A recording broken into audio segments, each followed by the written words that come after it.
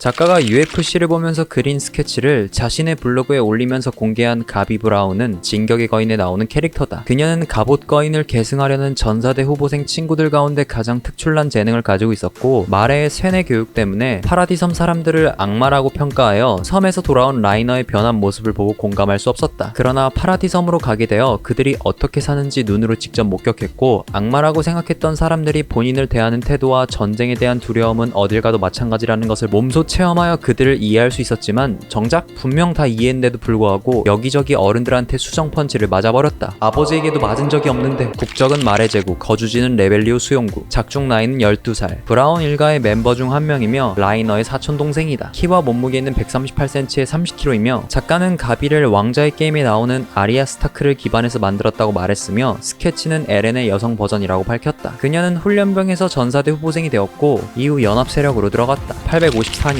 중동과의 4년 동안 기나긴 전쟁이 지속되고 있을 때 다른 전사대 친구들과 전쟁에 참가했다. 하지만 적의 수비가 튼튼하여 모두가 돌파하지 못하고 있을 때 가비는 폭탄 하나로 전세를 뒤집어버리며 승리에 기여했다. 이후 빌리 타이버의 연설이 있던 밤에 적습으로 인해 레벨리오에서 큰 전투가 일어났지만 그녀는 도시가 무너지고 사람들이 죽는 것을 구경할 수밖에 없었다. 그러나 적들이 퇴각하는 비행선에 몰래 탑승하여 어떤 여자를 죽였고 동시에 지크의 배신도 알게 되었다. 이후 파라디 섬에서 팔코와 함께 헌병대에서 탈출하여 민가로 들어갔는데 정작 사는 세상이 본인들과 별반 다르지 않았다는 것을 깨닫게 되어 파라디 섬 사람들을 악마가 아닌 자신과 똑같은 사람으로서 보게 되었고, 에렌까지 저격하는 데 성공하지만 지크와의 접촉을 결국 막아내는 데는 실패했다. 그 뒤로 땅올림을 막기 위해 한지 조에와 테오 마가트가 결성한 연합에 들어갔다. 그러나 천지전에 처음에는 참가하지 못했는데 뒤늦게 참가하여 에렌을 저격했던 것을 떠올리며 이길 수 있는 떡밥을 건넸다. 857년 땅올림이 종료된 3년 후 팔코와 함께 리바이의 간병인이 되었다. 타인의 시선 따위는 신경 쓰지 않는 열정적이고 솔직한 감정을 가지고 있었지만 이러한 성격의 반작용으로 인해 거만하고 눈새였다. 또한 매번 자신이 옳다고 생각하는 것을 남에게 강요했고, 본인의 의견에 동의하지 않으면 자기 기준의 정의를 구현하려 했으며 남들의 의견 따위는 개무시한 어린 꼰대였다. 또한 멀티가 되질 않아 하나에 집중하고 있으면 다른 것에 대해 둔한 모습을 보여 냉정한 판단을 내릴 수가 없어서 증오심과 복수심에 가득 차 있던 자기 자신을 적진에 던지는 경솔한 모습을 보였다. 전사대 후보생으로서 엄격한 군사훈련을 받았지만 틀에 박히지 않았던 유연한 생각과 예상 밖의 전략으로 본인을 증명했다. 이로 인해 슬라바 전투에서부터 시작한 한 번의 행동은 이후에도 여러 번 보여주었는데, 비행선에 난입하여 사샤를 킬, 지크와 접촉하기 전에 에렌을 격추, 브라우스 일가를 구할 때 거인으로 변한 나이를 킬, 프록을 격추시켜 뇌창의 궤도를 바꾸는 등 이것은 그녀의 순수 사격 실력과 판단력으로 만들어낸 수많은 나비 효과들이었으며 정말 마레가 만들어낸 걸작이었다. 또한 가비는 모두가 우물쭈물할 때 누구보다 행동을 먼저 함으로써 병사들이나 주위 인물들의 사기를 증진시키는 능력도 가지고 있었다. 타샤를 죽인 꼬맹이라서 처음부터 독자들의 눈총을 받으며 안티가 많은 꼬맹이로 변모했는데, 특이점은 그때 독자들이 그녀를 보며 느낀 감정들이나 그녀가 파라디섬을 보며 예전에 느꼈던 감정들이나 별반 다를 게 없었다고 생각했다. 하지만 점차 가비가 어느 곳에서도 악마가 존재하지 않았다는 것을 알게 된 순간 우리도 가비를 동일선상에 놓고 보게 되었고 같은 편처럼 인식하게 되었으며, 돌이켜보면 그때 에렌을 죽이지 못한 가비가 끝났다.